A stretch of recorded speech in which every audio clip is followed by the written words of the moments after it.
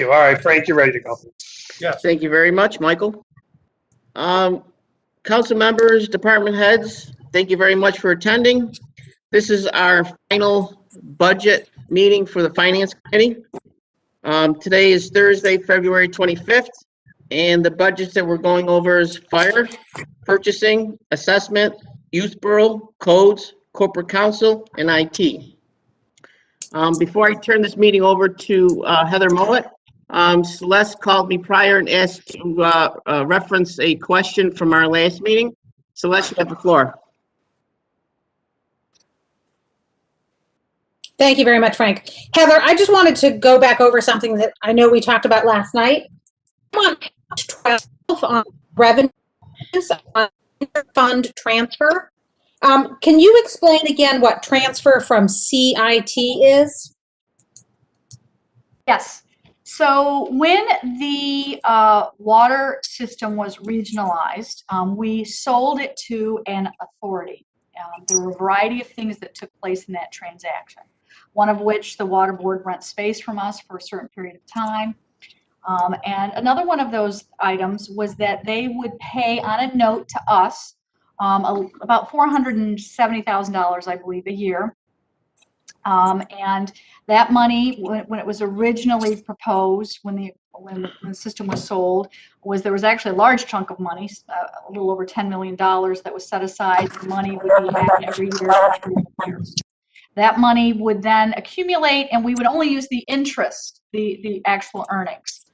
That was during the Mayor Hahn administration. So during the Mayor Julian and Mayor Rufero administrations, they proceeded to the state legislature and had the law changed so that that money could be drawn down on instead of just the investment earnings. So that money was depleted, and to such an extent that there was very little left. So each year, like I said, I think it's about $480,000. A payment down on a note comes in, and we put it into it's separately allocated. Over the past couple of years. What page are we on? Because I just logged in. I hate to interrupt you. Okay. Where are we at? Councilperson Friend had a question as to what the CIT fund is. Okay. Okay. Thank you. Sorry to bug in Yeah. like that. So the way that the legislation the law is now written is that we can only utilize half of what is available in the fund itself. So last night I was going through, part of the problem is when we appropriate each year, if we don't use the money, don't take the money for some reason, we don't need it, we're not going to take it, because that really is an account for infrastructure. We do a lot of infrastructure through the general fund. We haven't had to use it the past couple of years, so it's been accumulating, so that's pretty exciting. And that's the amount that we could possibly take from the CIT fund for the 21-22 year. Okay, thank you. Yep. My general question on the basis of that, and I appreciate that, is how long could we, when is money going to simply dry up? Won't be tapping all anymore. Okay, so I would have. We tapped in $1 million last year and $1 million this year. Well, when we say tapped, we didn't tap, we budgeted. Okay, so for all intents and purposes, if we don't need to pull that money in, we don't, right? And that's why that fund has gone from literally zero to a little over $2.2 million. If we don't need it, Right. Yes. In 2017, we used $750,000, and then we went 2 years without using it at all. And then last year we used about $1 million, and this year we're using a little million. I did a reconciliation 2 years ago. I just wondered if you'd like me to send it to you, I can. I did quite a reconciliation. It was on the front page of. I guess my only concern is what? Yes. Okay. I'll look that up. I'll Google. No, you don't have to look it up. I'll forward it to you. I'm just trying to understand what the question is. Okay. So my question is, are we putting ourselves in a position where pending money is going to have to go away? That's my only question. Okay, so that's a good question. it really comes down to we can keep that money sitting there into perpetuity. We can draw down on it. We could, even though we're not supposed to, we could literally use it all up. In the past couple of years, we've tried to stabilize our budget. And I don't want to go on too long, but as the mayor has talked about during his budget address, this time 10 years ago, we had a negative fund balance.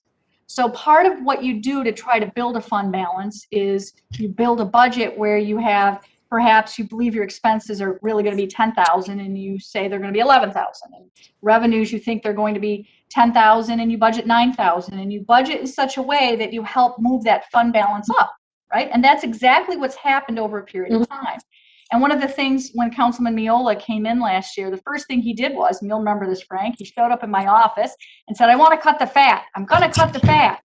And we sat together going over, because the first year I came in here, I went through and started cutting fat because we no longer needed to do everything we could to move our fund balance up. We could move it up periodically, and not with a chunk of $1 million or $2 million.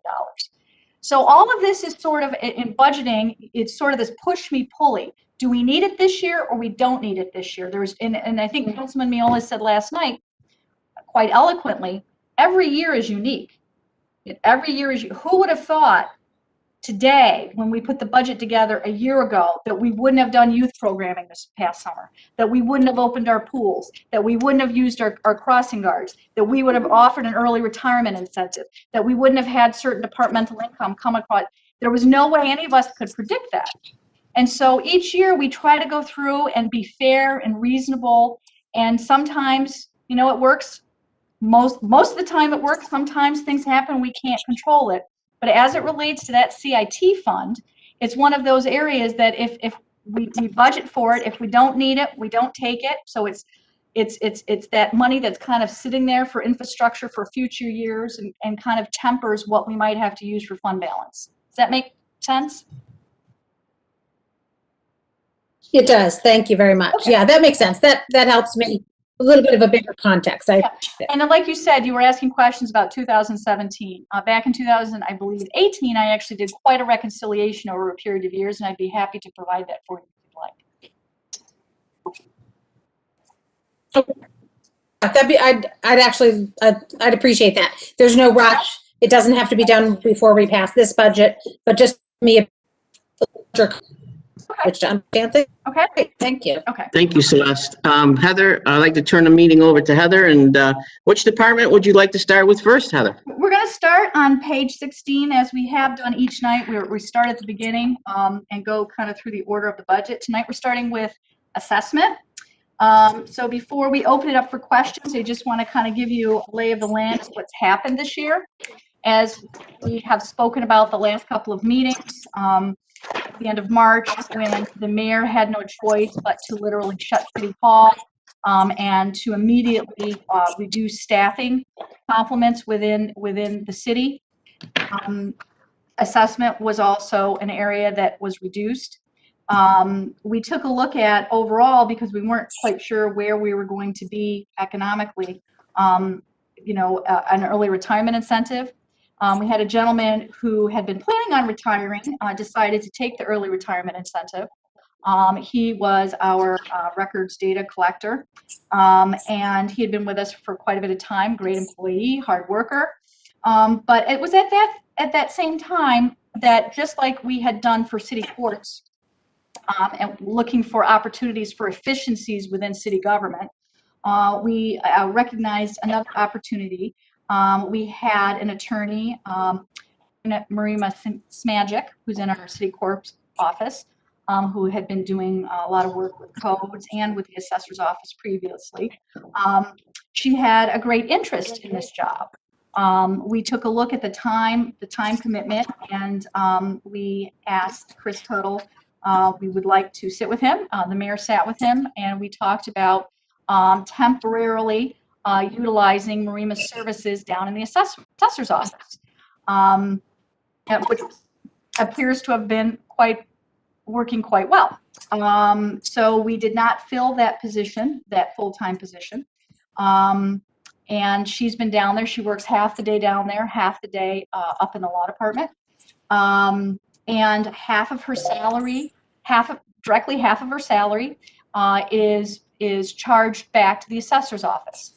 The reason that is the historical of what we do for every department when we share services. We routinely share services with our law department, our civil service department, our URA department, our urban economic development department, our sewer department, our engineering department. They have these chargebacks, and we charge back literally what their salaries are. So I became aware about an hour ago that our assessor shared a memo with you all. I didn't get it till a few minutes ago, kind of explaining that out, and as the reason as to why the mayor thought that that was a good fix. As we proceeded through the summer, through the fall, Marima has begun to take the tests that are required for the position. She's passed her first test. She's on to her second test. We had worked through Steve Price, the CSEA president, to ensure that what we were doing was reasonable. And so right now, when you go through and you look at the salary lines for the assessor's office, you actually see a reduction, not unlike you saw in city courts. And we talked a little bit about, I know last night when we were looking at, we weren't really talking about court counsel's office, but we were talking about the civil service department and how the secretary, the assistant in the court counsel's office, 1 day a week, she is assisting the civil service department. And so 20% of her salary is straight salary is being charged back against civil service. So that's what happened this year in the assessor's office. Each year, July and August are historically their busiest times with the STAR recertification, with grievance day. The only thing I will share with you is as it relates to salaries, the assessor requested that we make that position full-time, and he also asked us to return a position to the budget. I believe I've got to turn to the page, an assistant position. If you turn the page on your org chart to page 56, real property data clerk, which we did add back to the position, the org chart. Other than that, everything else is pretty much the same. But I will end my discussion there, and I will open it up for questions for the assessor.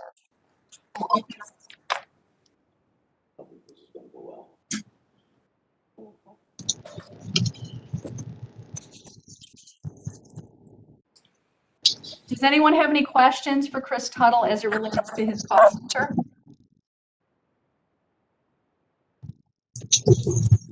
When are you going to post that, Chris? So I had sent an email to Mr. Galimi and to the city clerk and to the deputy clerk to distribute that to the council members. I don't know if that was received or not, but as a backup, I did ask if Mr. Galimi was able to screen share essentially what I had provided. I don't know if that's an option, but if it is, I'd be happy to go over it with you. No, I have a staffing and a salary memo. Which one do you want me to put up on the screen first? Either one, it doesn't matter. All right, I'm going to start with the salary one. Okay.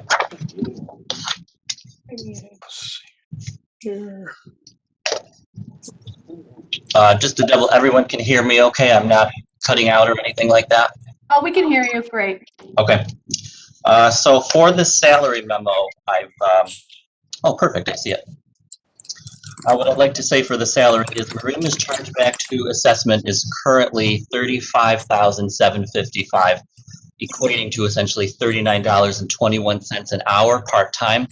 We requested a full-time real property data collector. So when we did that, we used the second step of the CSEA contract because that would be 6 months into the position. And that would be a total salary of $37,169. That's coming out to roughly at $20.42 an hour. That's working full-time. So requested the 37,169 minus the 35,755 indicates we could have a full-time person, a full-time union person in that position for an additional $1,400 in change. Currently moving down the 2021-22 city assessor salary with the standard 2% department head raise equals $64,145. That's equating to $35.24 per hour. So already below what our part-time data collector would be making, is making. Kristen Pape, our office manager, has a current salary of $49,856. That's equating to $27.39 an hour. That's also a full-time position. In June of 2020, our full-time data collector had retired. That was our data collector, Bert. He had been here for about 11 years. We requested to hire and replace that position immediately, but due to COVID, as Heather said, we had a hiring freeze. We weren't allowed to replace the full-time CSEA position as we previously had it staffed. Job sharing was suggested as a temporary solution. The duties of the position were then assigned to a non-CSEA employee who only works part-time with our department. So in the budget that I had actually requested, I requested that vacant position be filled with a full-time CSEA employee. And again, using that second step of the union contract, that requested salary is $37,169.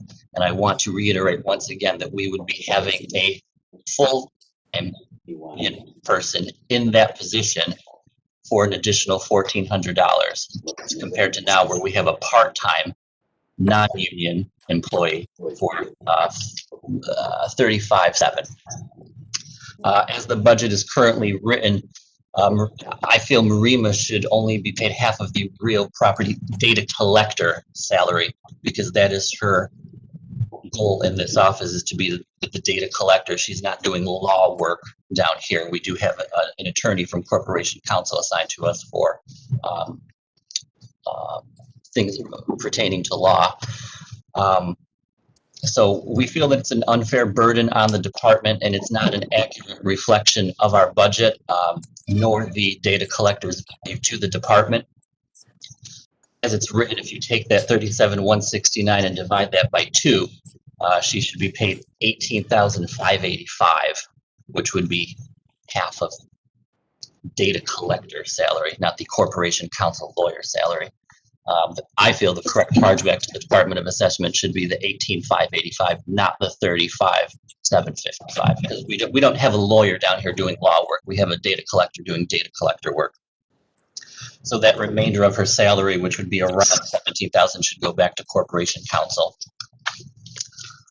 Also, in the original budget, I had requested for a competitive raise for the city assessor salary of $68,387, and that is to be brought more in line with other department head salaries and other assessor salaries.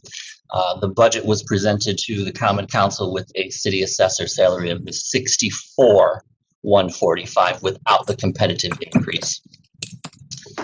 On Tuesday, January 19th, I had a meeting with our budget director to discuss the assessment budget.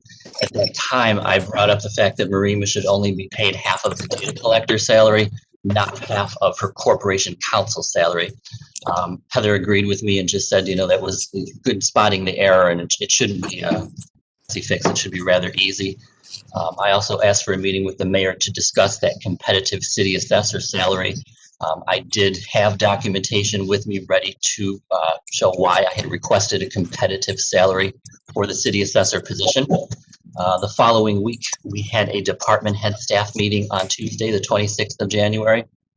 Heather had made me aware that the budget wouldn't be amended with those corrections that I had suggested or asked for, and it would be going through as it was presented. On Thursday, the 28th, she had also stopped into my office to ask if I would just be challenging her figures in front of the council, to which I told her, yes, I would be. I also immediately questioned that opportunity to meet with the mayor for the competitive city assessor salary. And she asked if I would like to meet with the mayor regarding that. I did say yes. That has not happened yet, but I have provided, as you can see, Mr. Galimi is going through pulling that down. I did provide documentation. The way a city assessor salary is generally calculated is by parcels. So what you would do is look at the amount of parcels in a municipality. That's how you would gather your city assessor salary. And I have done that in the sheets that you see right here.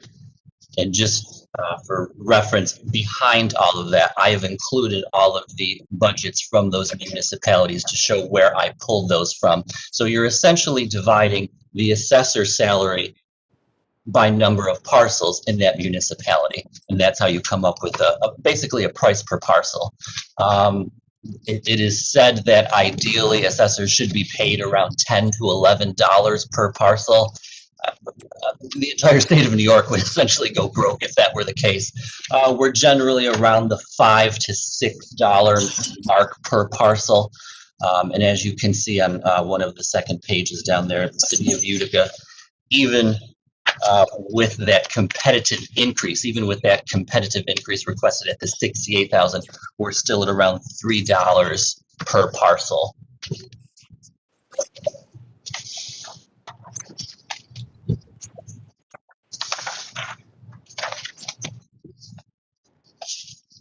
Chris, I have a question. This is Councilman DeBrango. I know you said you had some part-time personnel in there working and you wanted to replace it with full-time CSEA employees, right? Correct. That doesn't count their health insurance, correct? I mean, the part-timers don't get health insurance, but obviously the full-timers will.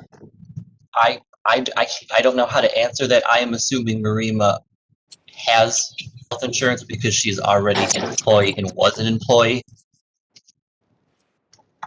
Because she was full-time in corporation counsel. I don't know how to answer a health insurance question. That would not go through me, unfortunately. Okay, but when you do hire a CSEA full-timer, that salary be plus whatever, $20,000 a year health insurance. Correct. Okay. That was, yes. Mr. Chairman, can you explain to me in this request after the budget what the amendment process is for the council? Basically, Delvin, this his position is outside our purview. We don't hire him. We don't set his salary, and we don't set his salary for his employees either. It's under the mayor's authority 100%. And I'd just like to finish up because we have an awful lot of other department heads and we have a very large department head to finish up with this one. So I hope that Mr. Tuttle, go one more minute. I hope Mr. Tuttle goes back to the mayor with his findings and hope he works something out. Thank you. Go ahead, Celeste. I'm sorry. I would just like to follow up on that. Yes, Mr. Tuttle reports to the mayor, but the budget reports to us. This is our budget. We pass it.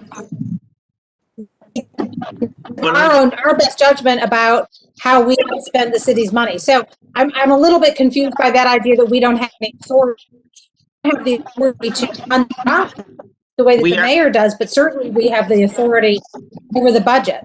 I understand, Celeste, but we're not in charge of specific salary. That is over our purview. That would be the mayor's. The only specific salary we are in charge of is a department that we run with, and that's our clerk's department. Other than that, we're not. Didn't we just raise the salary last year? Last year to change the mayor's salary.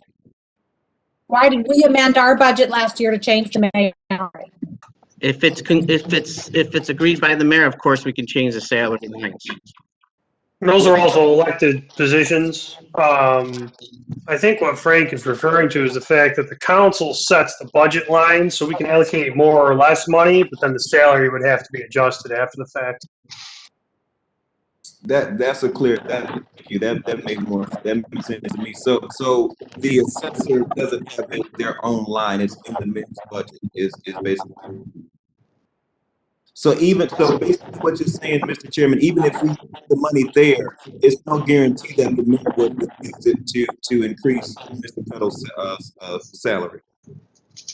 That is correct, Councilman. That is correct. Thank you. Could we move on? Is there any more questions for Mr. Tuttle? Thank you very much. Heather, you got the floor. Okay, thank you. Moving on to page 17, we have Corporation Counsel. As I was mentioning, we've talked ad nauseum about Marima Smajek and spending half her time there. Also during the same time when we began to talk about early retirement incentive and what could we do to reduce FTEs within city government to become more efficient, we took a look at every department. We met with Bill Borrell, our corporation counsel, and we sat down and after he took a look at his org chart, he felt that he could make some reductions, and he did. This then provided for additional duties for several other people within his department. There were 2 raises. We've been talking about the different raises that have come about this year. There were 2 within the Corporation Counsel's department. If you turn to page 57, you will see the org chart for the Corporation Counsel's office. Once again, the 2% raise for all department heads also included the Corp Counsel, but there were 2 additional raises, one for the first assistant Corporation Counsel and another one for the assistant Corporation Counsel. As some of you may be aware, Armin Festine, who's been with us for probably 30 years as a part-time assistant counsel, will be retiring at the end of March. Some of his duties are being transferred to Joe McBride, who is our assistant corporation counsel that's moving from $79,000 to $89,000. In addition, our first assistant corporation counsel, Zach Warren, who we don't always see a lot of, which is great, because he's out defending us in federal and state lawsuits, and with a number of other agencies. This fellow is very busy. You will be seeing him at your next council meeting, where he'll be talking about a lawsuit, but it's pretty recognized within City Hall that if we had to hire someone to do what he does for us, we're probably talking about $250,000. He is out doing some of the things that we prior to his arrival we contracted out for. So that is why the Corporation Counsel recommended his raise, and the mayor concurred, and so did Board of E&A. Getting down to the chargebacks, we talked about the urban renewal chargeback, we talked about the civil service chargeback, and tonight we talked about the assessor chargeback. As it relates to anything else in his budget, once again, try to be as efficient as possible, and he does every year. Nothing that unusual, no unusual purchases. Contractual is up a little bit, and that's simply because of some of the outside costs as it relates to some of the lawsuits that are in the queue at the moment.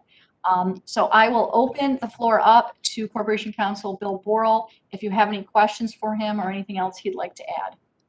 Thanks, Heather. Hello, everyone. Can you hear me? Hello, Mr. Borrell. It's a nice collection you have behind you. I don't know what it is. I can't make it out, but it's one heck of a collection. Yes, Councilman, it is a beer collection. Yes, it is.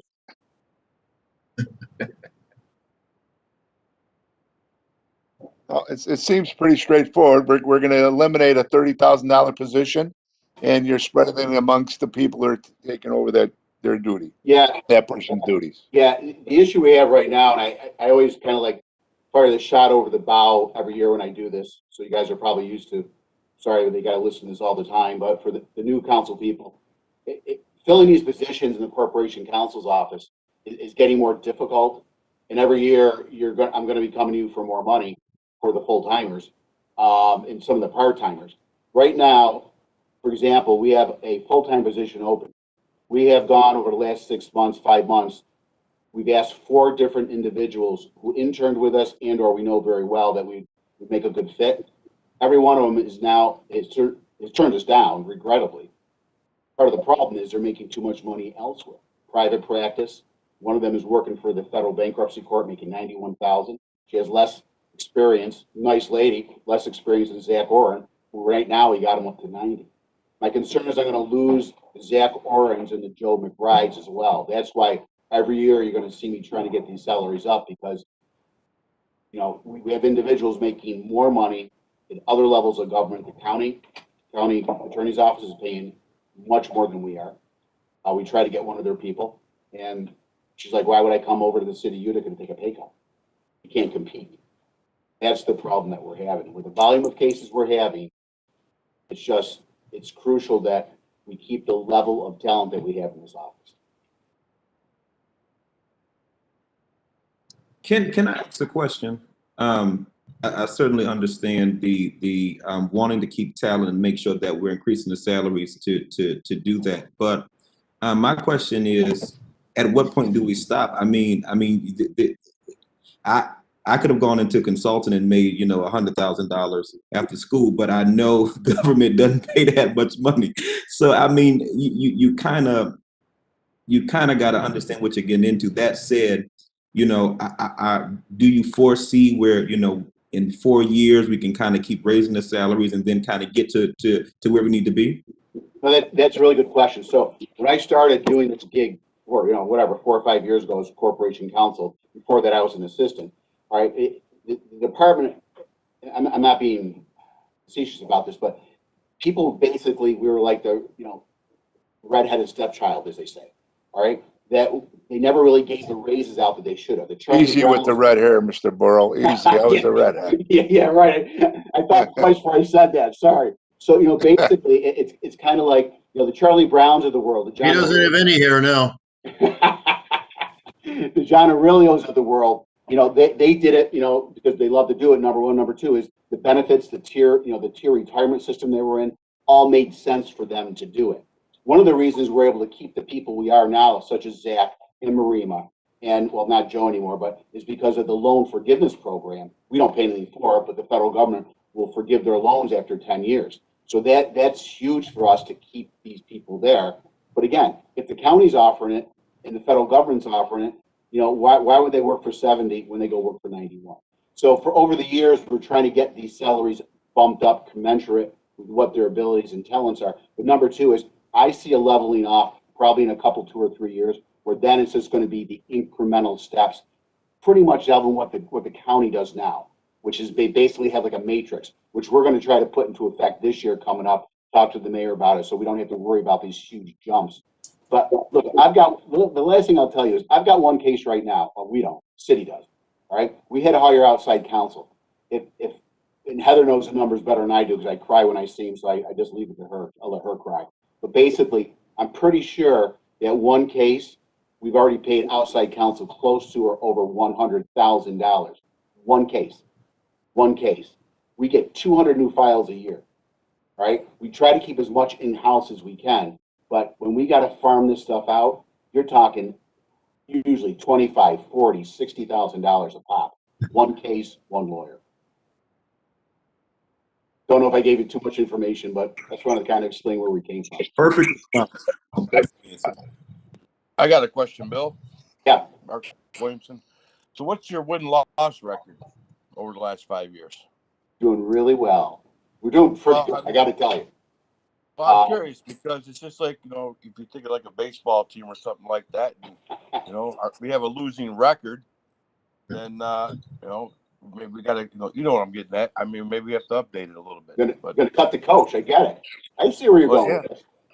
Well, that's what I'm getting at is just like, are we getting the best lawyers for our buck? We don't know. I mean, no, we definitely are. No, we definitely are. And I've got to tell you right now is that, with law, you can't really measure by wins and losses. I mean, we settle the cases we have to. I mean, look we represent all the departments. We have the police, the fire, we have the Teamsters or the DPWs.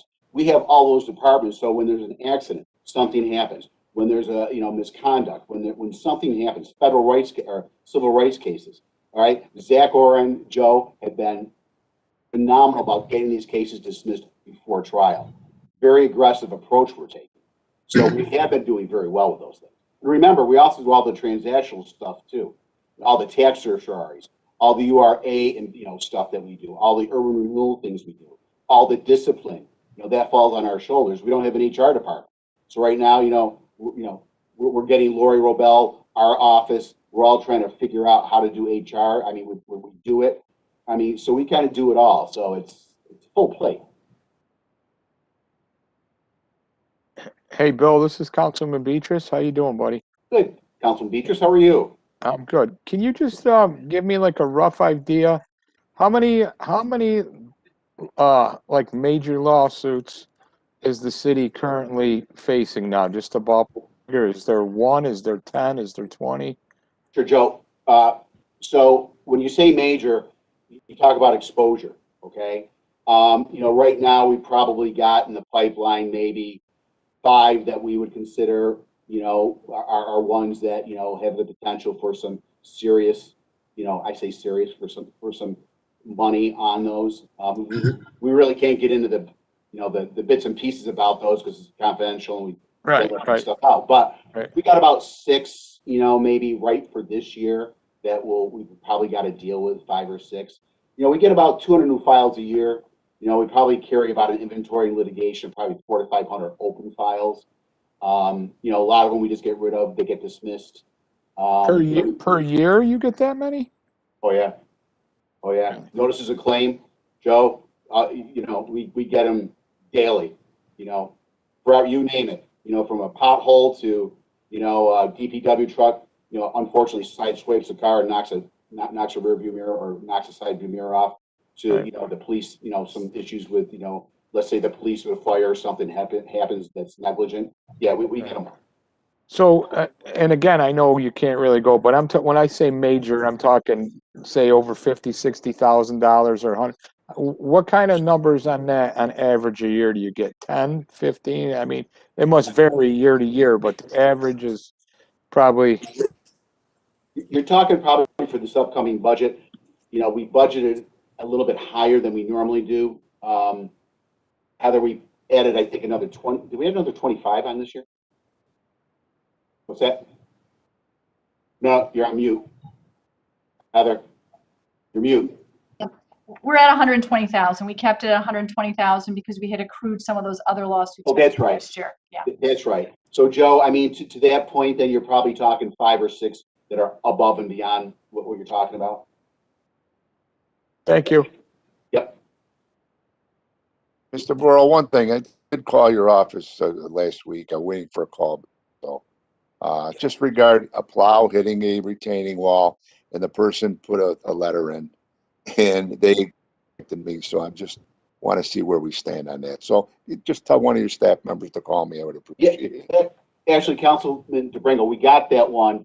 We looked at it. I know the one exactly you're talking about because I thought we already decided what to do on that one. So I haven't heard back, and I'd like to get back to my constituent. Yeah, not a problem on that. I thought we took care of it, but I'll let you know. Thank you. Yep.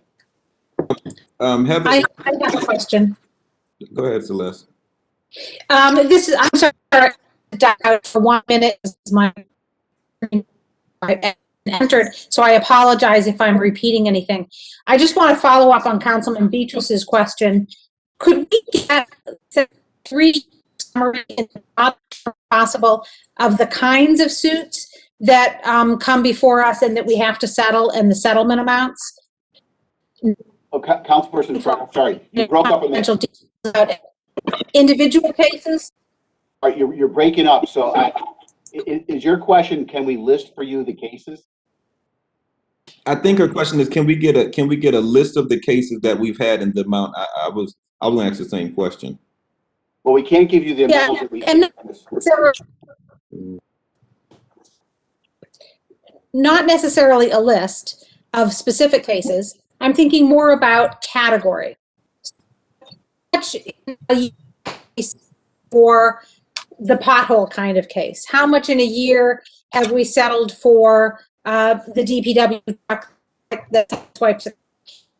Categorize general types of suits and what we're settling for, and if we could have say a 3-year snap of that. Not a listing of individual cases as much as a bigger picture about how much to set to get there for things. Okay, so Councilperson Friend, if I heard you, you're in and out. So I think what you want is like a 3-year, like in the past, right? Like from 2018, 19, 20. Yeah, that is what she was asking. Do you have better internet connection there, Celeste? Is that what's going on? I just moved right next to my booster, so maybe this is better. Yeah, it is better. Yes. Yes. Okay, so Okay. thanks, Mike. I'm looking for a snapshot of the amounts that we've settled in various categories. Okay, so your categories like potholes or negligence cases, for Civil example. rights cases, negligence, potholes, sexual harassment. Yes, those larger cases, larger category cases. And you're talking like for the last 3 budget years, so 18, 19, 20, or? Yeah, something like that. I can. Super specific here. What I want is for you to give me the kind of information that gives me a bigger picture, context in which to understand things. You know what I can do is, Heather, is there an ability for us? I mean, I'm sure we can go through all the old vouchers and things, but. Yeah, so part of the problem, councilperson, is that there are settlements and then there's ongoing. And the ongoing, I think Bill would echo, we can't share at the moment because, just because of liability purposes. But the settlements, that makes sense. I can actually do that for you, Bill. I'll do a printout and kind of sort them. I'll do that with Zach tomorrow and kind of sort a 3-year of the actual settlements that we have. Right. I can do that. Yeah, we can do that. And given that we can't include cases, obviously I understand, maybe we go back a little further. Maybe we don't think about the last year, but 3 years prior to that, just to get, I'm just looking for a bigger picture. Yeah, I think what you will find, though, what I will tell you is that what you will find it's a little deceiving because we've got several large lawsuits that are being litigated at the moment, and so I don't think that's going to give you a good portrait numerically wise of what's been happening historically. But I can definitely work with Zach tomorrow if you're okay with that, Bill, and we can put that together. Yeah, that's fine. Yep. Any other questions for Corporation Counsel, Bill Borrell? Okay, well, thank you, Mr. Borrell. Thanks, everyone. Have a great night. Take care, everyone. Okay, I made a mistake, and our first person tonight should have been our purchasing agent. She actually was first in line. It was my mistake. I see her there with Frank Matolo. It's on page 15. Pam joined us last year, about a year ago, and she came from the Controller's Department, and we were really excited to get her. And she has really been focusing on efficiencies. She constantly is communicating with all our department heads, making sure that we're getting the right pricing, making sure that we're getting the right number of bids, RFPs, questioning, why this one, not another one. So she's really done a bang up job this year, and we really appreciate her. So I don't know if you have any questions for Pam, or if Pam has anything she wants to add. What's the page again? What's the what? The page. Oh, page 15. Page 15. At the bottom of page 15. Okay.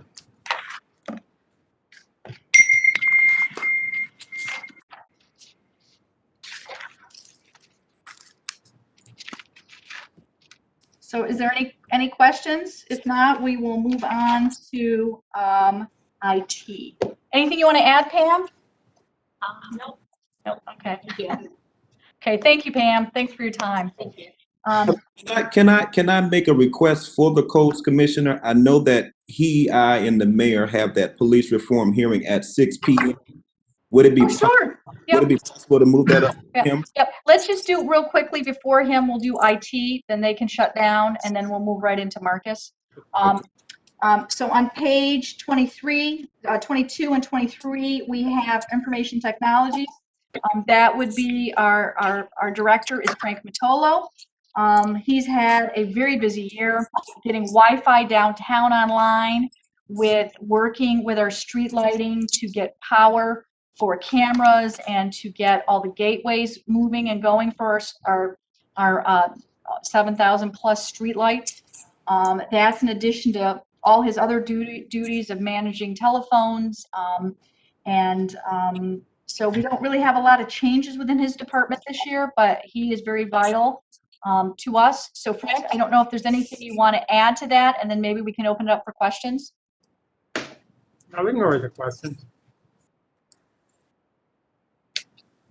Do we have any questions for Frank tonight? I have a question, Frank, Mark Williamson. Hey, Mark. Hey, the cameras, overseeing the, the golf carts, because we did lose some, and, people, somehow they became missing, and we talked about putting cameras up by the golf carts. We did. We did get them up there? Okay. We did. We did that already. All right. You're talking about the incident a year or so ago where a golf cart went missing? Yeah, we didn't have a camera that was. Yeah, no, we did that after, we did that already. It's been up for all right, all of last season for sure. Okay. Okay, thank you. You're welcome. Hey, A question. Frank, this is Councilman Beatrice. I'm sorry, Celeste. Go on. No, you go. I'm not sure. I know this was brought up last night. If you're the person or anything, the Spectrum, the council meetings that come on through Spectrum, is that something that you handle, or how is? I know there was a problem with some of the equipment not working. Is there a plan to get that, or are you the person in charge, or who is in charge of doing that? The public access channels which you're referring to? No, I have nothing to do with that. And the Okay. Spectrum equipment, that was, I think it was donated by Spectrum many years ago. Okay, so is anybody in charge to get that up and running again? Yeah, I mean, I thought this was worked out yesterday. Paul Buckley is working on that with Spectrum. And it was stated that there's an encoder issue at Spectrum that we're currently waiting so that the council meetings can be re-encoded for use on the cable. I mean, that's the answer I got from the video crew, that that's what's going on. And I guess I'll follow up on that again. If you could follow up with Heather or whatever, because that's not the information I'm getting. I don't mean to bring something up that's not that important. I just want to know if there's a plan to fix it. That's all I want to know. Councilman Galimi, I guess Common Council President Galimi, I spoke with Paul Buckley later today. He really doesn't manage any of that. The equipment sits in his office. And historically, your taper will come in and simply put the CD into the equipment, and it's just uploaded to Spectrum. And there was a problem with that process. So yeah, the Spectrum tech has been called, and they haven't repaired it yet. So so he doesn't really have anything to do with it. So he's just waiting. Okay. Any other questions for Frank Matolo? Yeah, you have one, Councilman. Celeste, you want to go first? Go ahead. Sure, thanks. Mr. Matolo, if we decided that either the city and or the council decided at some point down the road to let people know things that were going on, such as open meetings, and we wanted to use social media platforms such as Twitter and or Facebook, would that cost us anything? I'm sorry you broke up, but I think you're asking, can you use social media platforms for council meetings? Is that what you asked? Would it cost us anything? Would it cost us anything to announce such meetings on those platforms? I do not know that. I could find out for you. I don't know. If you could find out, that would be great. Thank you. Yeah, sure. That would be great. Well, social media is free. Thank you. Wait a second. Social media is free, so you don't have to find that one out. If I can follow up on that, if we wanted to stream, I know we use WebEx, but if we wanted to stream on social media, how much does it cost to build the capacity for that? Like if we want to do Facebook Live. Other municipalities do Facebook Live, and they tend to get better traffic than YouTube. The current video crew, sorry I'm answering this one, Frank, but the current video crew can do that. The reason we're not on Facebook Live is because it's free but not public. You have to have an account. So to work within actual open meetings law and the mandates, the reason YouTube is the platform of choice right now is that it's public. You don't need an account to watch it. But certainly you could. But could we do both? Yeah. You just couldn't do only Facebook, right? Both? Sure, but I don't know if that's a question for Frank or not. Frank can take it. I just wanted to explain why on YouTube right now. Yeah. I just was seeing if we had to pay additional subscriptions or stuff with the capability that we have. Well, right now we're just using laptops and webcams for WebEx. If you're talking about actually live with some of those other platforms, there are pieces of equipment that you can, as President Galimi mentioned before about encoders. Depends on the video stream. It has to be encoded. The video has to be processed in some way. Or if you're just going to stream it completely live, then there are pieces of equipment that you would need to do that on multiple platforms. There is a cost for that for sure. As far as the original question, does it cost money just to post on social media? That I don't know. And I think you, Councilman Mooney, answered that question. Another reason we used YouTube was we already had a city YouTube channel. And we used the existing channel because we weren't limited by a 15-minute time limitation that YouTube puts on any new account for a period of time until they legitimize your content. So we've gone over that hurdle many years ago. So the council meetings, no matter how long they are, can be streamed easily to YouTube. But that was all because of COVID originally. So we scrambled and put something together. Now that we have time to think about it and reflect on it, we could probably make better decisions and look at it and see what the best direction would be.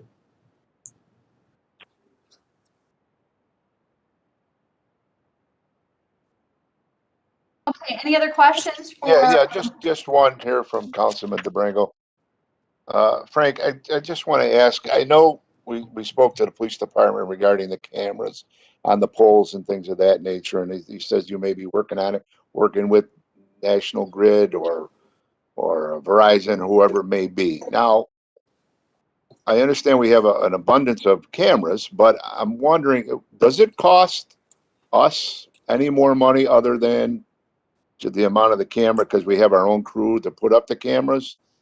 And how long does it actually take to get authority to, take over a pole? Or it's funny you mentioned that, Councilman, because we just received, we've applied for 10 locations out of, to backtrack a bit, the police department through the Crime Analysis Center identified multiple locations as hotspots, what they term hotspots. Out of that list of hotspots, they prioritized certain locations. The initial application, to fit in with some grant money that they had, we chose 10 locations, and that's what we applied for, 10 locations. Just this morning, I received 9 of those licenses to attach.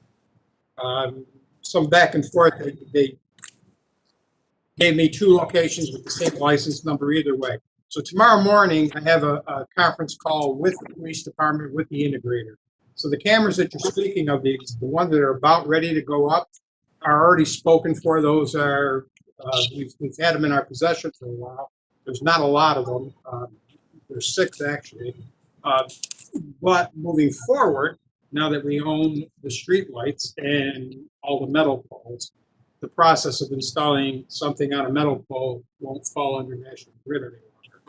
Not only National Grid, but National Grid and Verizon who co-own the wooden poles.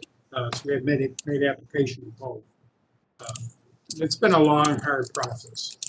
But after tomorrow's meeting, we'll probably be moving on to install. To answer your next part of that question, is there a cost beyond the camera? There's the networking cost, and what do you do with the video? So there's some upfront costs. Is there a recurring cost that would just be the bandwidth or whatever there's multiple ways of streaming it, multiple ways of connecting it network-wise, depending on which one we choose. So no, there shouldn't be really an ongoing an ongoing service charge every month, if that's what you're asking. So the answer to that is no. This is Jack. I had a follow-up question to the Yes, same sir. nature. So now these cameras, they could be moved on a rotating basis, or how long does it take? I mean, so now do we have to contact the power company every time we move one, or because we own the metal up on top, we don't have to do this anymore? I'm sort of confused on. Yeah, that's a great question. So there's two pieces to the puzzle. One is attachment. You have to get a license from the owners of the pole, even though they're on our right-of-way, National Grid and Verizon, are the primary pole owners of Wooden. I think National Grid owned all the metal. Unfortunately, in some of the high crime areas or the hotspot locations, the poles are wood. In the LED upgrade and buying the facilities from National Grid, we own the arm and the head, but we don't own the pole, the wooden pole. So there's still a piece that you're going to have to cross off with National Grid to allow to notify them. The other aspect is power. So even though we can attach to a pole, we still need power. Everything needs power, one way or another. It's 120 or solar, whatever it is, we need power. So the power aspect we can get from the LED lights that we just put in. We can remove the controller module, put another device in between, get 120 voltage, attached to the pole or attached to the arm. But to answer specifically, it'd have to go by location by location. And no, they wouldn't be, I should say no. The direction of where the cameras are located are dictated by the Crime Analysis Center and the Police Department, generally speaking, for that type of camera. We will be installing other cameras that the public can view to see progress in Utica, downtown, Parkway, whatever it is we choose to do. That's a different application. So those, some will be portable, I guess, to some degree, but other ones will be dependent on where the crime areas are for that particular aspect of the project. If that makes sense. Council members, we digressed off the budget. We have to get back on point. Frankie, I was looking at the financial aspect of it there, Mr. Miola. And he all right. explained it. Thank you. Any other questions for Frank Matola? Just one quick question. You asked for $15,000 for education and training. The mayor approved 10. Can you explain a little bit about the increase? Yeah, sure. No, the education and training last year is where that 15,000 came in, and we had some things planned until COVID hit, which put a damper on that. So we can't have everybody together. So the education and training portion of it can't really take place yet. So then there was a question that Heather asked, we put 15,000 there, we didn't use it. Well, that's kind of the reason why we didn't. And this year, it's a different number, but hopefully we'll be in the building and we can do education training. Some of that is security awareness training. So we do a lot of things. And we just tell you this is not a good email, it's a phishing email, it's a spam email, or there's some security risk. We need to train the employees, and we also need to do some other outside testing of our own systems. So that's where that money would come from. Frank, on top of that, Heather, in the event that he does need more because of these issues, we could move more money over for him down the road, correct? Yeah, we could. I think what we isolated was that the majority of our staff doesn't take advantage of all the scheduling and email opportunities that we have. Some people don't even put their schedules on. We can't even figure out where people are sometimes. So we really want to get people trained on Microsoft Outlook. Also, when it relates to basics in Excel and Word, these things aren't always being taught in high school, and some of us are past high school. So there's some training we want to get done for City Hall overall for that. And then I know Frank's got some specialty training that he'd like to perform. So if our goal is to get that up and rolling, and if we need money, we'll look to cut somewhere else. Any other questions for Frank Matola? Thank you, Frank. This is Jack Lametico for the job you do. You do a great job. Thank you. Thank you, I appreciate it, Councilman. Okay, thanks, Frank. Hey, I'll be disconnecting now. Thank you, everyone. Okay, next up is codes. Marcus's computer went down, so he's sitting with me. I'm just gonna do an intro, and then he's gonna come over and sit and take your questions and add remarks. Been a very busy year in codes this year when Marcus took over. He noticed some things he'd like to make change in. We had several retirements, and we had actually an early retirement too that we offered back in April and May. Certain codes employees were getting stipends for our ROP inspections, ROP inspections. That was sort of a stipend that was added on to the contract years ago, and Marcus met with his team, and it was decided that their salaries would be slightly increased for the stipends. It was simply a function of they had to hit a certain amount of inspections in order to get the stipend. And with a reduction of staff, they weren't able to meet that criteria because there just weren't enough people to go out and do the inspections. Even though they were doing inspections, they just couldn't meet that number. So Marcus went to work on that, met with them, and I think that we have a really pretty happy codes crew. We do have several openings. We did lose one of our code inspectors, as we talked about a couple of nights ago, to Section 8 as a housing inspector. And so we've had a couple of new additions. And so Marcus has been very busy with during the pandemic. They were able to work from their cars. And so they were out in the field. One of our departments that we're working every day. And so I'm going to move and let him come on over and open it up for comments from Marcus and any questions you might have. I think Mr. Matula should fix your computer first of all. Well, I kicked the plug out. I got big feet. I laid back and I kicked the plug out. Hey, Marcus, this is Yeah. Councilman Beatrice. I Right. just wanted to take a minute to thank you for everything that you do. You're always there for me anytime I call. I know it's a thankless job, but I just want to let you know that I appreciate everything you do. No, I appreciate Oh, don't too much. Don't big his head up too much. It's Marcus. You got. I appreciate you. You know what I would say about my department though, what you guys should know is we lost a lot of experience, but that's gonna be a good thing in the long run. You guys are gonna have to be patient with us for a little while because we got new people in and we're able to give them more skills and flexible positions and career ladders, but it's gonna take a while for them all to get certified and in the right spots.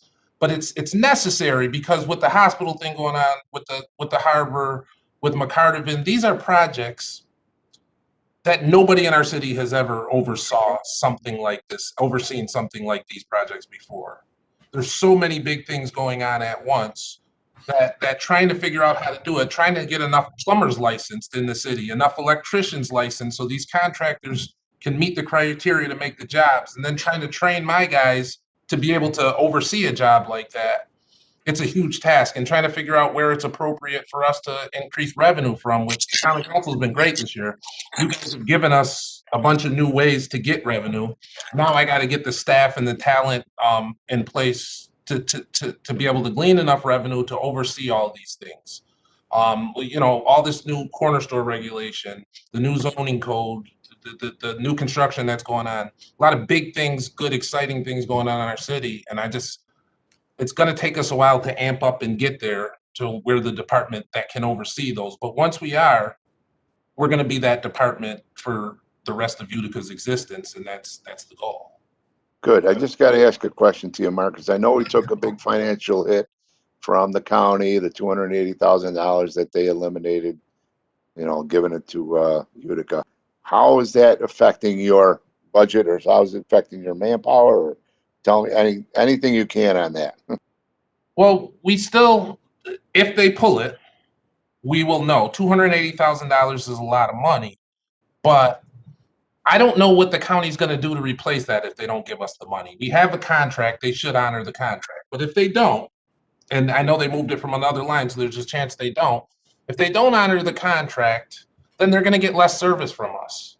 And I hate to do that because it affects people. but the money is for a service. They're not just giving us money because they're charitable, right? Their DSS programs, whether it's DSS, straight DSS, or whether it's CPS, whether it's elderly care, require codes inspections for people to live in these apartments. When they put somebody in a homeless shelter, they require a codes inspection. When they put somebody in a hotel, they require a codes inspection. We can't just take that amount of work from them and do it for free when they've been paying us to do it before, because they would never contract anybody to do it otherwise. So we'll do it at the behest of the clients. If a lady calls and says, I want you to check my apartment, I think it's disgusting, we'll do it. But from county programs, for us to keep taking those requests without the reimbursement, we're going to have some agreement where we can charge them back, because it takes up too much of my staff and time. 40-50% of what my staff every day is doing is working for these county programs. Marcus, this is Councilman Beatrice again. So when we keep talking about this money, now they say it's coming, but everything that I keep hearing, I've heard the county executive the last couple of days, I read it in the paper, they insist that that money is there. It was never pulled from the budget. It's just on a different line. So can you give me a little insight on it? Is it coming or it's not coming? Well, luckily, this might be out of my realm as a commissioner, but I was also an analyst for the County Board of Legislators. And they say they put the money in another line and they're still going to cut the check to Utica. And that's the operation that, as a commissioner, that's the assumption I'm operating under, because that's what we believe they're contractually obligated to do. But the question came because why move the line? The budget, you guys are familiar with budget lines. You guys have had the same budget line for ever since, you made the agreement with codes, and now you switched it. Why did you switch it? Because it doesn't obligate you to spend it with codes, and there's a fear that they won't. They say they're gonna, so we're gonna operate under the premise that they're gonna cut the check until the deadline comes and they don't. Marcus, is it true that we're the only municipality? This is Jack LaMedica. Is it true we're the only municipality that they did this to? Yeah, well, it's only us in Rome. I mean, anybody else, it's only us in Rome. Move Rome? Did they They move didn't Rome? move Rome, no. So what would cause them to want to remove ours then?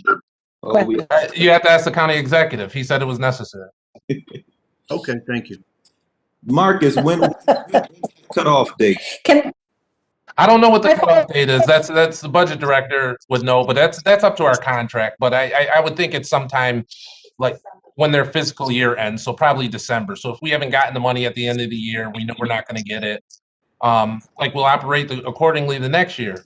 Look, I can use the staff to do other things. I mean, that's the point. So you're saying that we have to do it because we are contractually obligated, because they have never said we wouldn't pay. Just fine. So we don't have the option of just being like, yeah, for the time being, you're going to have to figure out some other way to do this. Right. I mean, I guess, I could go to the lawyers and we could try to do it, but look, we're partners in government. We're going to operate on good faith. And I think it's good that they get code inspections on these places until they give us bad faith. And when they give us bad faith, we can't do it. We can't do it with our current resources. Okay. So if they don't cash the check, we can't do it. And they'll have to pay somebody to do it. Okay. They can't not do it. CPS can't not check somebody's house. Somebody's going to have to do it. Well, I understand that. Let them pay somebody else who might actually charge them more than we do. That was sort of where I was headed. That's why I think, it's a public meeting, so I don't want to get into my theory, but I think there's a chance that, a lot of this is posturing, because I don't think that they would be able to get the same amount of services for the same amount of money. Thank you very much. Okay. You guys good?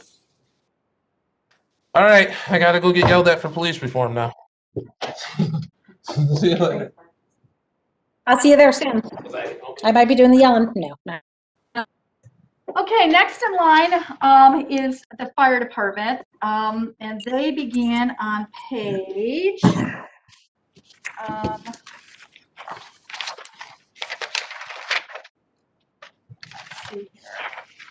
36. All right, 36. I'll take it. 36. Is it 36? Okay, thank you very much. Okay, as it relates to fire, I'll just give a brief overview and then I'll let the chief add some remarks and we can go through the different cost centers. Not a lot of big changes here this year. I will have to say, like I said with police last night, fire has been a great partner during this pandemic. They probably out of all the city departments have been able to go without the most. A lot of training they missed on, which we really have to make up for next year.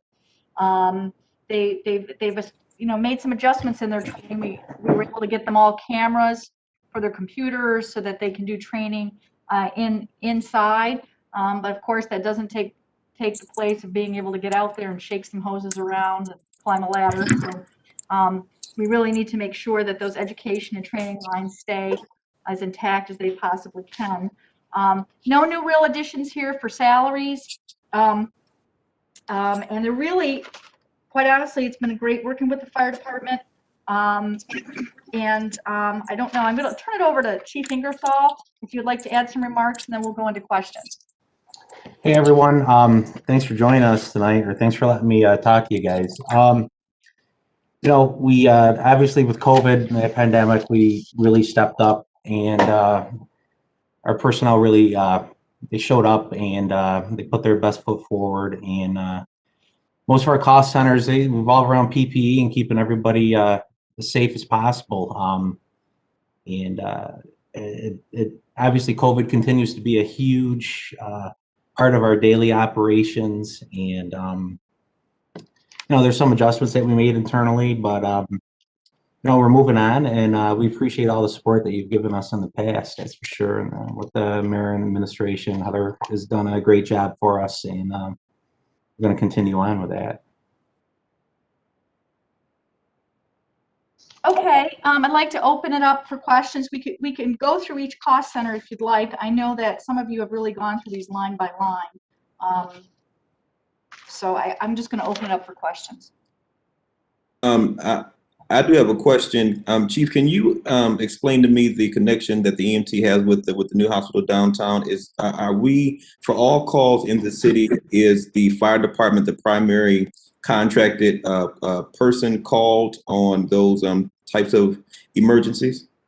Yeah, Councilman, the fire department's the primary 911 emergency response for the city of Utica. So anytime anyone calls 911, we will respond unless they request a private ambulance. But depending on the call type, we will still send a district apparatus. Even if they request a private transport, we will still send someone to make sure that we get some treatment there in time.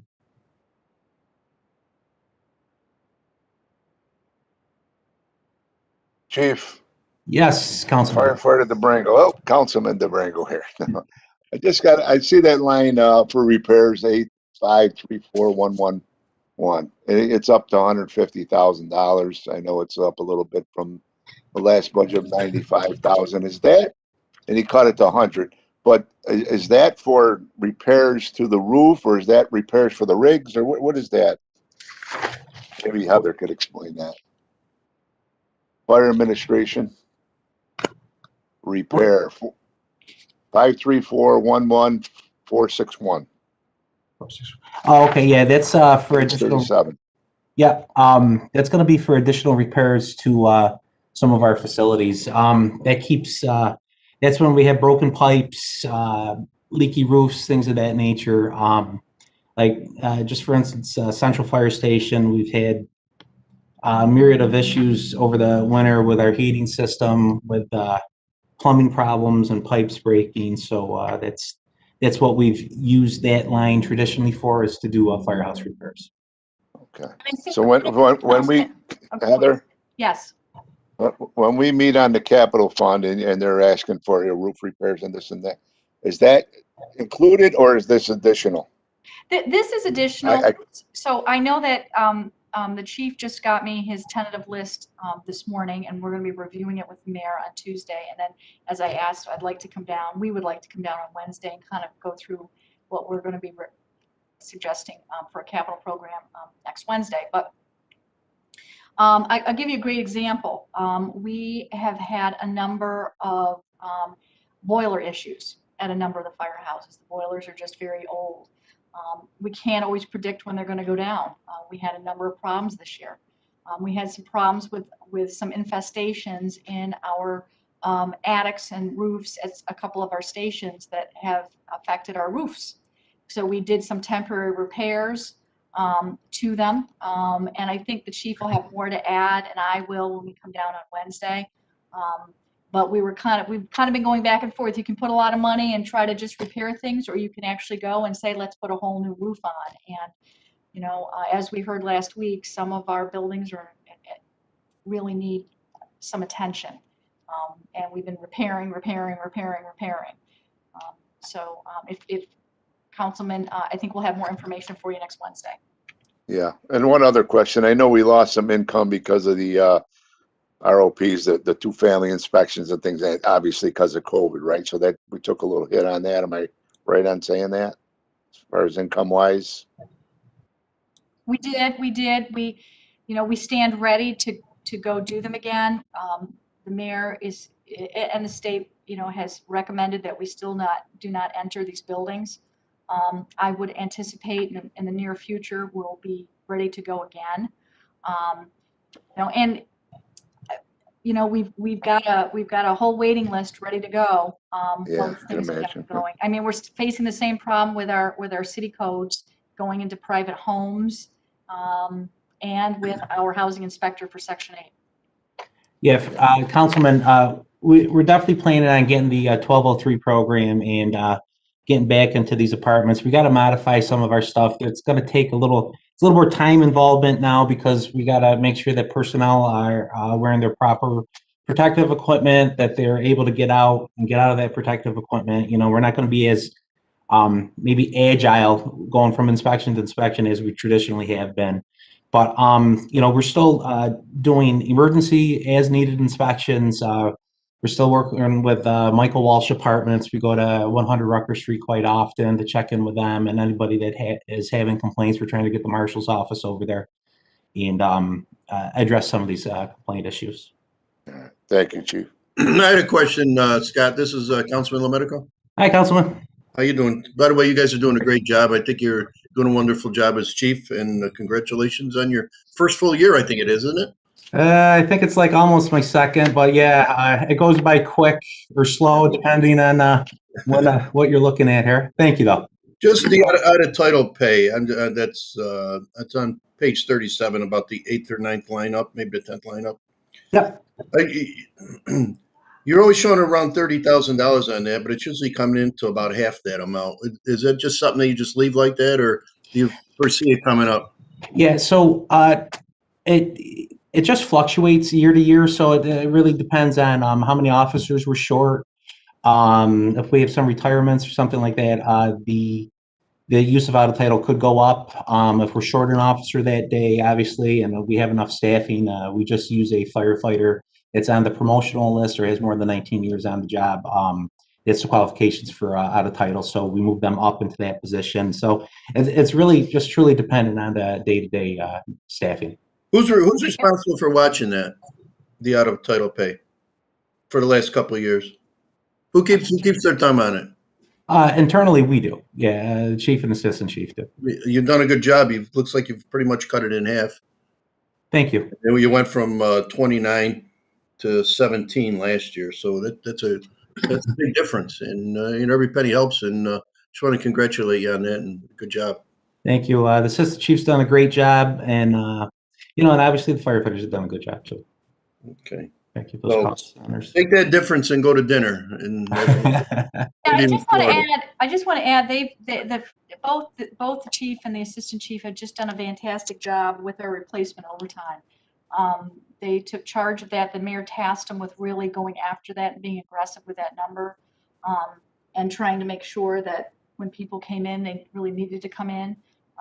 They've done a great job with that, and we can't thank them enough. And I also just want to add, as it relates to the pandemic, it was really our fire department that has taken charge of understanding what PPE we needed, and that includes the fire department for all departments, understanding the COVID sick regulations, applying for grant funds. I think we talked a little bit about the other night, Captain Torresano, who took it upon himself to apply for grant funds. We didn't even know it. All of a sudden, ambulance, for some of the losses we had in ambulance revenue, all of a sudden a check showed up and we trying to figure out where the check come from. He goes, well, I took a chance and I just applied for it. So, you know, our fire department's been very aggressive at looking for revenues and trying to cut expenditures and being as efficient as possible.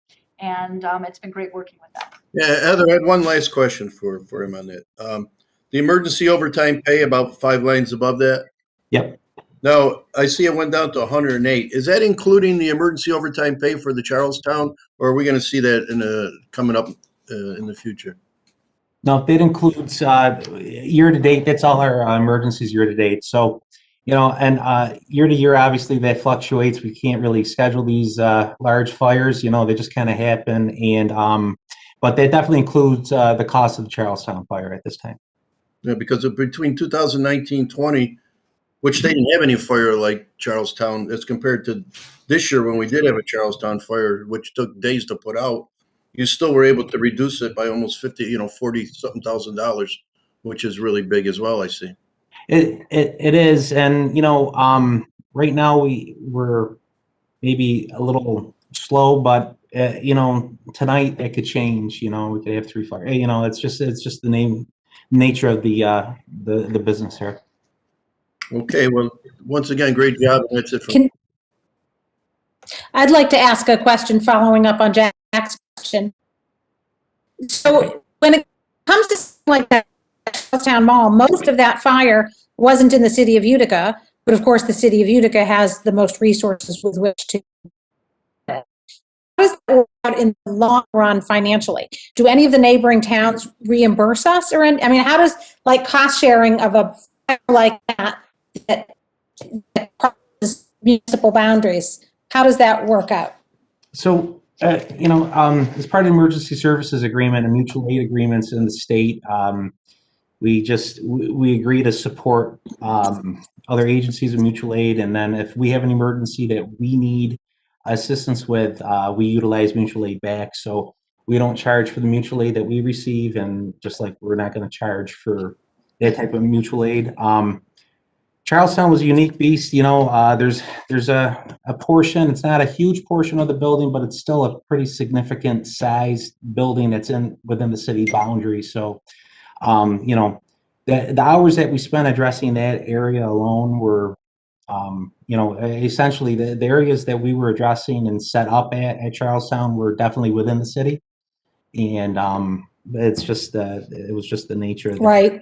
There's other mutual aid calls that we can charge for. You know, the ambulances get reimbursed. Hazardous materials response gets reimbursed. There's a couple little things like that actually happen. I mean, obviously, I think that the mutual service agreement and we want to hold up our end of the bargain, and we, you know, those kind of cooperative agreements are good for everybody. But I just want that in a life fire like that, doesn't that really, yeah, those sort of mutual service agreements end up looking a little bit less to our benefit. But sure. Mm-hmm. I don't know how you would negotiate a mutual services agreement that said, except for the really huge, I mean, it would be difficult too. I just worry about the cost to us. Yeah. Yep. Thank you very much, Chief. Okay. Any other questions for Chief Ingersoll? Okay, thank you, Chief. Thank you. Everyone, thank you. Thanks for your support, too. I appreciate it. Just one thing, Councilman DeBring. I just want to let everybody know, and whoever's out there listening, that these firefighters, when they're responding to these EMS calls, they took in about $0.1 million back to the city.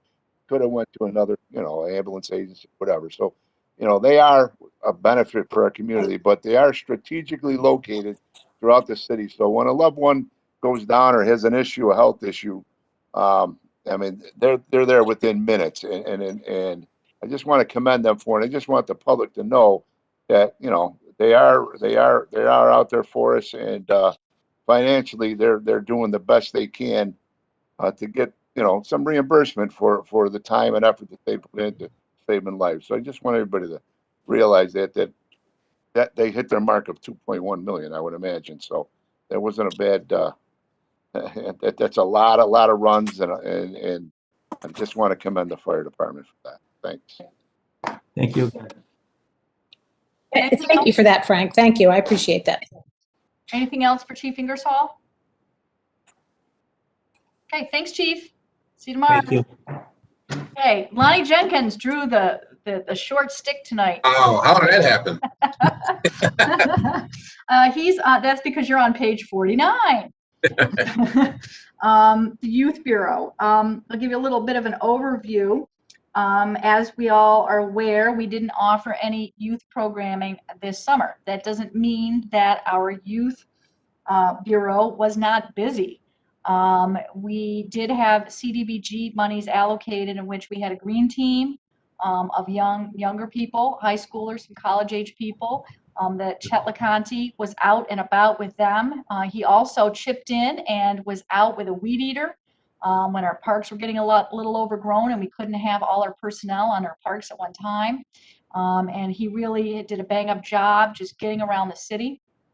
We also, because there was no activity at the Parkway Rec Center, Janine Johnson, who works for Lonnie, was willing to come over and assist the assessors department. As we are aware, they get a little busy in the summer due to STAR recertifications and grievance day, and Janine came over, made a huge difference for our assessors department, and we thank her. We had one of our cleaners, maintenance men here at City Hall became a codes officer this year. So we had an opening that we weren't able to fill. And Victor Castronova, who has been at the Parkway Rec Center for many years, and Walter Belstead, both have come over. Walter is down painting at the police station, and Victor is here at City Hall assisting Julius Peaks. And so we're really thankful to have him. But you know, this budget, this cost center is the most unique out of the whole budget, general fund budget this year, because so much of the money wasn't expended during this current year, but we really need to keep those buckets filled for this coming year, because we're hoping that we're going to be able to offer the Dick Miller, our softball, our pool programming, our golf, our basketball, all the things that we offer. And so that's why you don't really see much of it. Actually, it's like, wow, $30 difference between last year's budget and this year's budget. And so I will stop there and I will open it up for Lonnie to add any comments and then any questions that you may have. Thank you, Heather. I just want to talk about the Parkway Rec Center. People really don't realize what goes on there. The Youth Bureau is definitely a part of the Parkway Rec Center. And also we have the Parkway Senior Center, who also does programs there. Safe Schools does programs in the afternoon. The Parkway Seniors does programs during the daytime. And also there's a retired senior volunteer program that pretty much run programs at the Parkway Rec Center. Like Heather said, we did do the green team. 50 kids came out Monday through Fridays and pretty much cleaned up the city. Also, those kids were helping out on the sweep with the mayor, cleaning up parts of the city. Those kids did a great job with the green team. And also, people think that the Parkway Center is closed, but there was a number of things we did do there. We had the election, or the presidential polling election right there. Also, we did do the vaccination 3 weeks ago for the first round, and then this coming Saturday we will do the second round of vaccination there. Also, I helped out Marcus where he had an electrical exam that he wanted to have at the Parkway Rec Center a couple of weeks ago, and about 35 to 40 men and women took the exam right at the rec center. So we were definitely closed, but we were not closed. We did have some type of programs there. And I think people need to realize the building is definitely closed, but we still do some things at the rec center.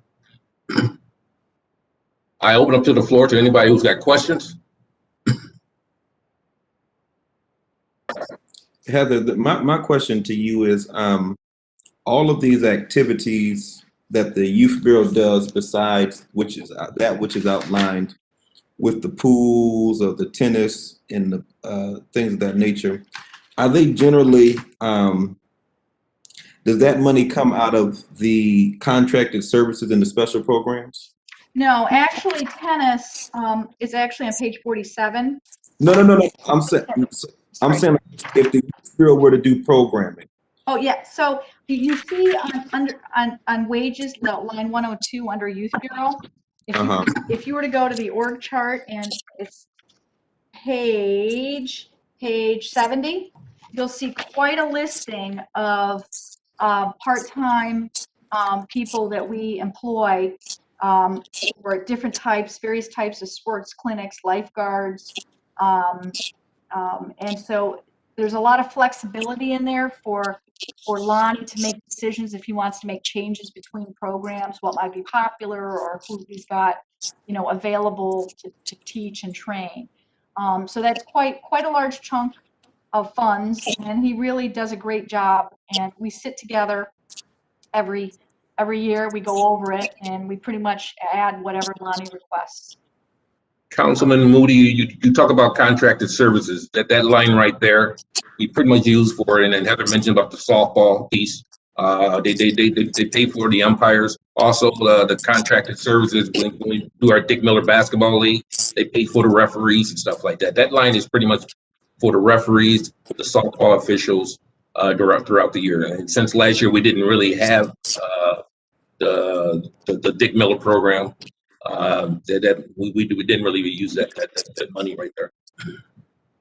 Here's my personal frustration with most of this, and this is certainly a bigger question. I don't think that can be answered in the budget meeting, but it is that I'm looking at $500,000 for the Youth Bureau. I'm looking at $18,000 for the clubhouse.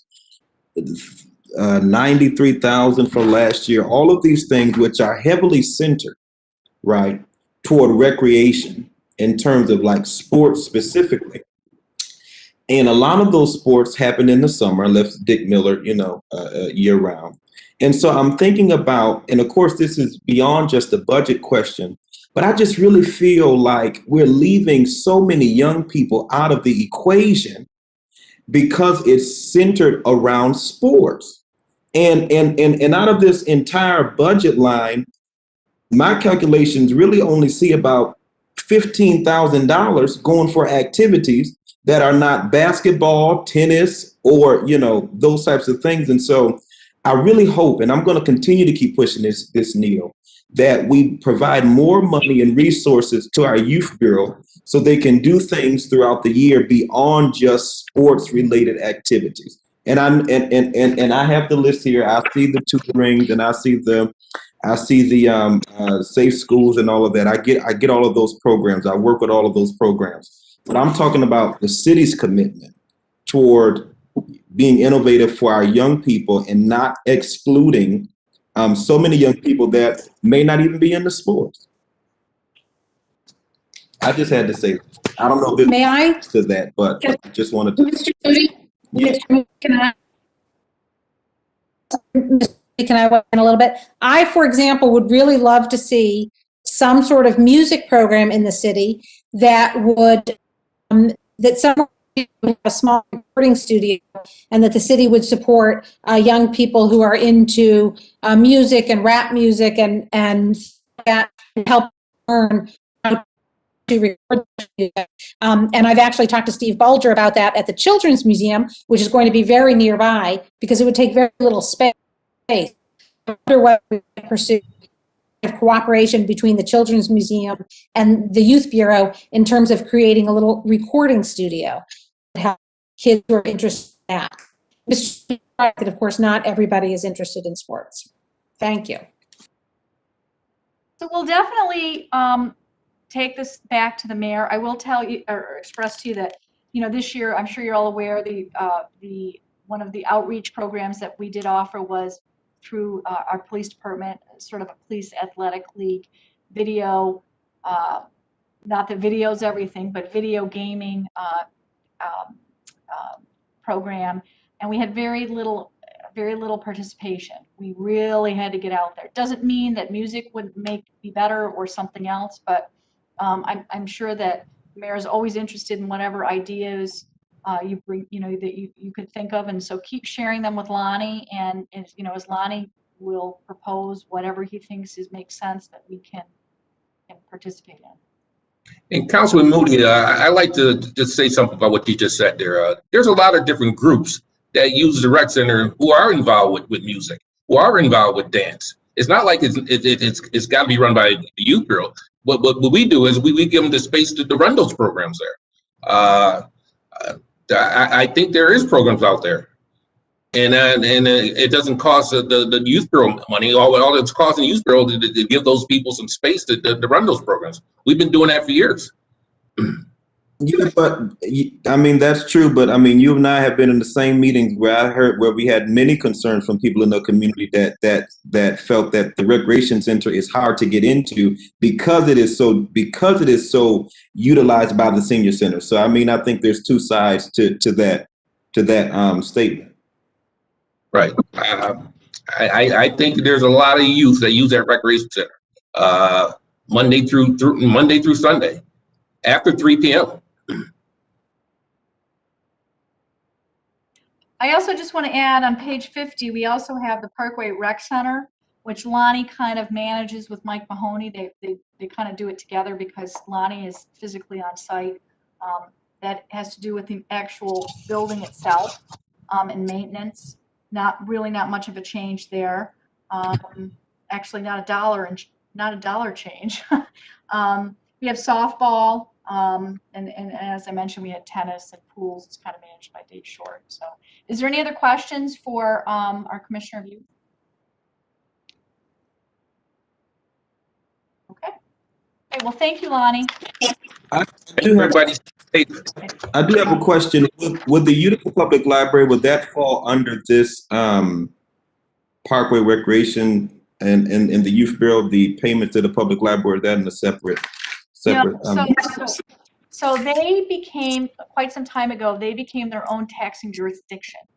They tax. And so we no longer, we collect. The city funds it, on the school So district. that we collect it, but the money goes to them, and so that's why that actually in 2017 we gave them some extra for some program they were doing, but I do want to mention on those payments to outside agencies on page 50, we did propose that the Humane Society stay at the $120,000 level, the same as it was last year. And Centro, we have a 5-year agreement with the county, so there was no change there either.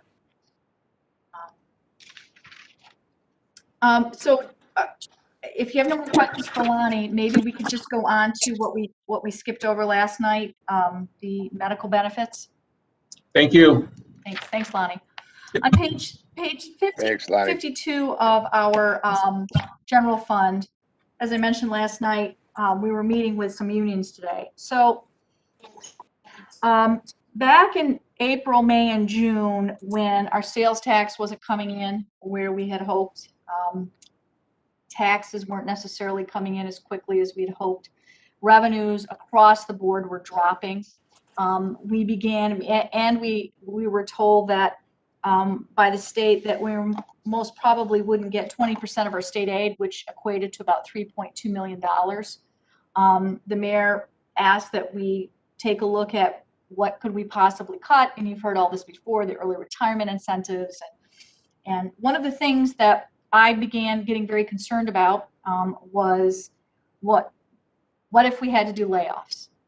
The mayor was very clear, and I believe most of the council was very clear with the mayor. They did not want to see public safety touched, let alone public safety, fire, or police, or literally anybody else, DPW, because we're very lean here. So when we did have 6 to 7 early retirements, we did shift duties around. We are going to be hiring a couple of people back. But as part of that whole exercise, I went to work with our healthcare broker, Adirondack Financial Services. I sat down with them and I said, I need you to go back. I need you to get into the field and come up with possible concessions on healthcare for all our unions if our state aid gets cut and if sales tax does not return to some normalcy. Because, I mean, we were looking at, within a year to 2 years of, a bankruptcy situation.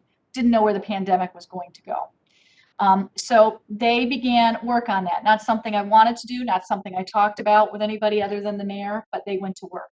So as the summer evolved, the fall evolved, we met again mid-fall. There again, we had a good summer, things were getting better. Then all of a sudden, we were told, by the feds that things were going to tank again, our numbers were going to go through the roof. We decided to put out a full RFP for healthcare services. And so it was put out in the field late October-ish, beginning of November. And about 3 weeks ago, we got the results of that RFP.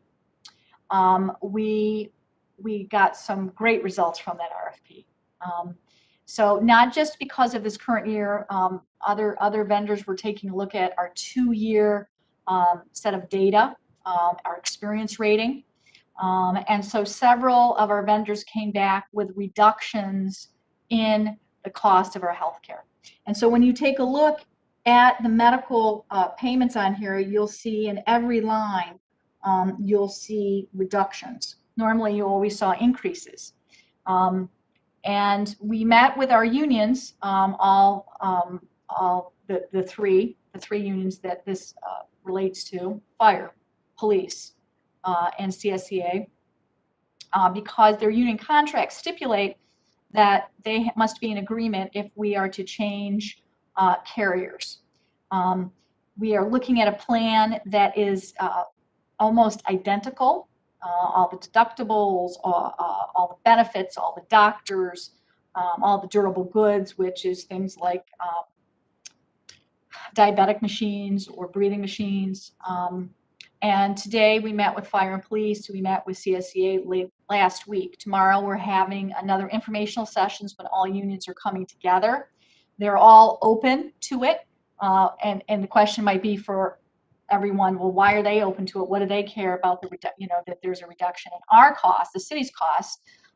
As you may recall, all of our policemen pay 20% towards their health care. 26 of our firemen pay towards their health care. And probably about a third of our CSEA members pay towards their health care. And then all the non-union, you probably got about half that pay towards their health care. So any reduction in the cost of health care for the city reduces the member contribution. And so we are looking at right now between a 10 and 15% reduction in overall healthcare cost for the city. We believe it's not just a function of going through the pandemic and a reduction of elective surgeries and procedures. It's for a variety of reasons. Our age is kind of creeping down, so the older people are retiring and we have new young people coming in. That has a little bit to do with it. We've done a lot more with our wellness programs internally. We've done a lot with telemedicine. We're really pushing telemedicine. Right now, you stop at you go into the emergency room because you have, believe it or not, we have quite a few upset stomachs that go in every month to our emergency room. And that's very expensive. Instead of reaching out to telemedicine, going on video like we here are tonight, or by telephone.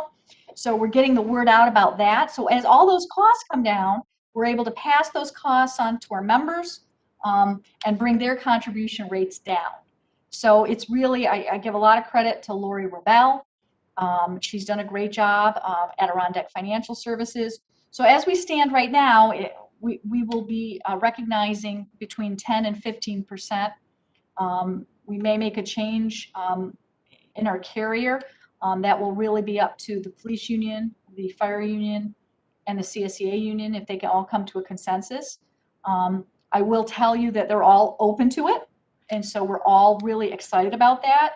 But now it's not a lot of details to discuss, but tomorrow we're having an informational session with the vendor, the carrier, to see if we can have some kind of consensus. So I'll know more about that when we meet next Wednesday night, and I can kind of fill you in where we're at.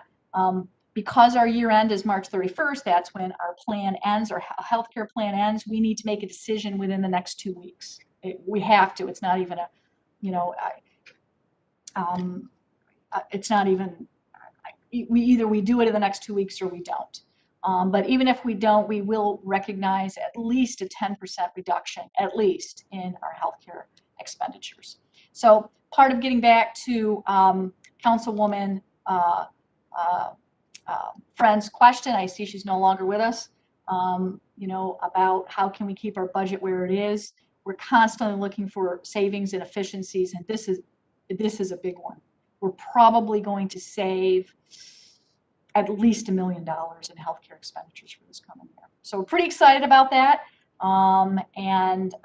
That's basically the really big reason why we were able to keep rates, tax rates at a 0 rate increase this year. So we wanted to share that with the unions before we shared it with you. And so I thank you for letting us skip over until tonight, and I will have more information for you next Wednesday. So, Heather, yes. Heather, you have done a wonderful, wonderful job and putting that package together for the healthcare for the city of Utica and saving them money. Takes time and hard work. Communications. It's not easy in the other jobs that you have.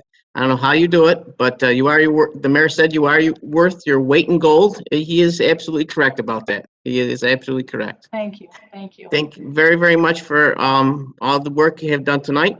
Thank you very much for putting together a very well thought out budget. Your estimates, I believe, are very accurate and very, once again, well thought out. This concludes our meeting for the council. Council members who are left, thank you very much for attending. Michael, once again, thank you very much for putting all this package together on the internet for us. No problem. Department heads, who has ever left, thank you for working hard on your budget to bring the taxpayers once again to 0%.